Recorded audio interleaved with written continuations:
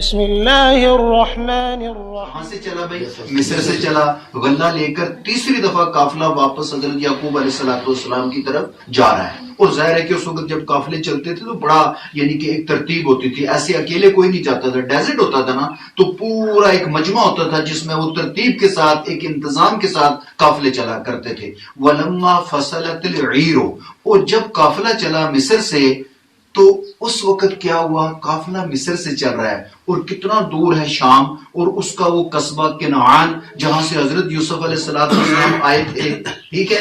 تو وہاں پر حضرت یعقوب علیہ السلام قال ابوہم، ان کے بابا کہنے لگے، سب کے والد ہیں نا السلام، حضرت یعقوب، حضرت یوسف اور بنیامین کے بھی والد اور اس قافلے والے 10 بچوں کے بھی لڑکوں کے بھی والد. تو قال ابوہم، ان کے باپ نے کہا، انی لاجد ریح، حضرت یعقوب علیہ السلام وہاں کنعان کی بستی میں ڈیزرٹ کے اندر صحرا کے اس گاؤں میں کہتے ہیں کہ مجھے اگر تم سٹھیا جانے والا نہ کہو، اگر تم مجھے سٹھیا جانے والا نہ کہو تو میں یہ کہتا ہوں. قال ابوہم، ان کے باپ نے کہا، انی لاجد ریح یوسف، مجھے یوسف کی خوشبو آ رہی ہے.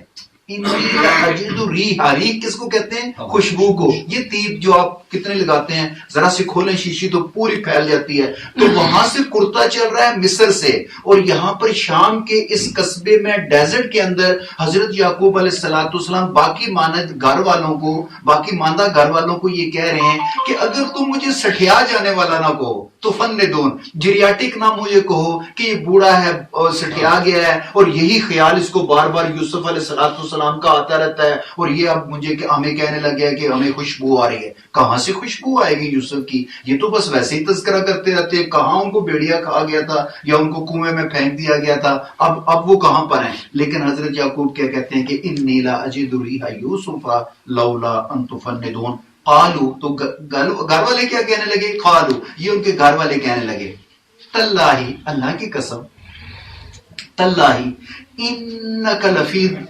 ضلالک القدیم. انہوں نے کہا، گھر والوں نے کہا، اللہ کی قسم آپ تو اپنے اسی پرانے خبط میں مبتلا ہیں.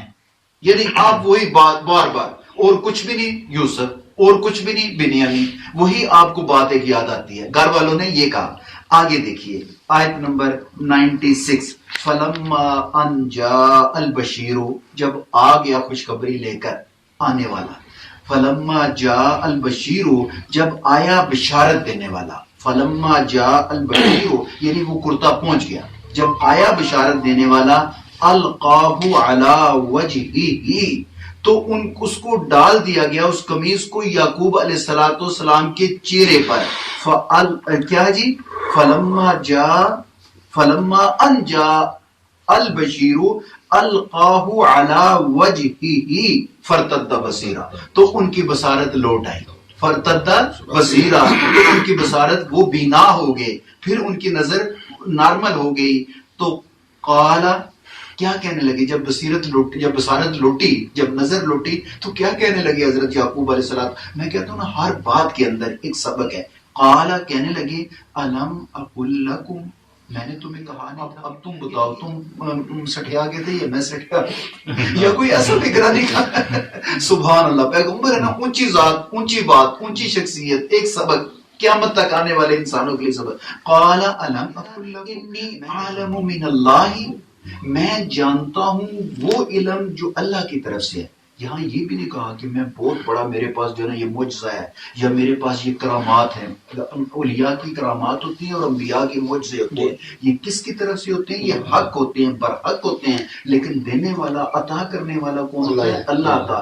جتنا چاہتا ہے کسی کو علم دیتا ہے، جتنا چاہتا ہے کسی کو معجزہ دیتا ہے، جس وقت چاہتا ہے دیتا ہے، اور جن حالات اور واقعات کے اندر چاہتا ہے دیتا ہے. اور جب نہ چاہے تو اتنے عرصے تک کوئی خوشبو نہیں آئی، کوئی کرتا نہیں آیا اور کوئی بصارت نہیں آئی. اللہ کا امتحان تھا وہ سارا عرصہ، اللہ کا امتحان تھا. اب اللہ تعالیٰ کا امتحان ختم ہونے جا رہا ہے. اب اللہ تعالیٰ وہ کلام ہے جو کہ اللہ تعالیٰ نے فرشتے سے ایڈریس بھی کیا، سبحان اللہ، تخلیق انسان کے وقت. پھر جب انہوں نے اعتراض کیا کہ جی آپ تو یہ پیدا کر رہے ہیں، ہاں میں وہ جانتا ہوں، پھر انی عالم ما لا تعلم، تم وہ نہیں جانتے ہو بالکل میں سیم وہ- اس میں من اللہ کا ایڈ کیا ہے جی، جی، جی۔ یعقوب علیہ السلام جی اللہ کی طرف سے، تو یہ وہ علم تھا جو اللہ کی طرف تھا، اور اس کی بنیاد پر میں یہ کہہ رہا تھا کہ میں حضرت یوسف علیہ السلام کی خوشبو سونگ رہا ہوں، من اللہ ما لا تعلمون، اس علم کو تم نہیں جانتے ہو، یہ علم تم تک نہیں پہنچا ہے۔ یعنی وہی بات وہاں حضرت یعقوب نے یوسف نے کیا کہا تھا اپنے بھائیوں کو، جاہلون، تم اس وقت نادان تھے، تمہارے پاس علم نہیں تھا، فکر تمہارے پاس نہیں تھی، اور اللہ نے مجھے اس جگہ پر پہنچانا تھا، تم اس کا سبب بنے ہو، گو کہ تم گناہگار ہو کر اس کا سبب بنے ہو، لیکن اللہ نے مجھے اس جگہ پر مستفیض کرنا تھا۔ اب یہاں پر یہ کہا جا رہا ہے آیت نمبر 97 میں، قالو یا ابانا، اے ہمارے ابا جان۔ اب سارے وہ 10 کے 10 بھائی کیا کہتے ہیں، یا ابانا استغفر لنا، ہمیں معاف کر دیجئے، اے ابا جان ہمارے گناہوں کی مغفرت طلب کیجئے۔ یعنی وہ بھی کیا کہہ رہے ہیں، عقیدہ ان کا بھی کیا ہے کہ بابا طلب کس سے کرے گا، اللہ سے کرے گا، کہ اللہ ہمیں معاف کر دے، اللہ میرے ان بیٹوں کو معاف کر دے، اللہ ان کے سارے گناہ دھو دے، اللہ ان کو واش کر دے۔ وہ کیا کہہ رہے ہیں، اپنے بابا سے درخواست کر رہے ہیں کہ یا ابانا، قالو کہنے لگے سب کٹھے ہو کر، یا ابانا، اے ہمارے ابا جان، استغفر لنا، ہمارے لیے معافی مانگیے، ہمارے لیے استغفار کیجئے، ذنوبنا، تاکہ ہماری بخشش ہو جائے، تاکہ ہمارے گناہ دھل جائیں، انا کنا خاطئین، یقیناً ہم ہی تھے خطا کار۔ یہاں پر بھی کنفیس کر دیا، اور وہاں دربار مصر میں بھی کنفیس کر کے آئے ہیں۔ قال، حضرت یعقوب علیہ السلام کا بہترین جواب، سبحان اللہ، قال کہنے لگے حضرت یعقوب علیہ السلام، سوف استغفر لکم ربی، ان قریب میں مغفرت طلب کروں گا تمہارے لیے، ان قریب میں یہ سوفا جو اس ہوتا ہے نا، یہ اس کو سمجھنا ہے قرآن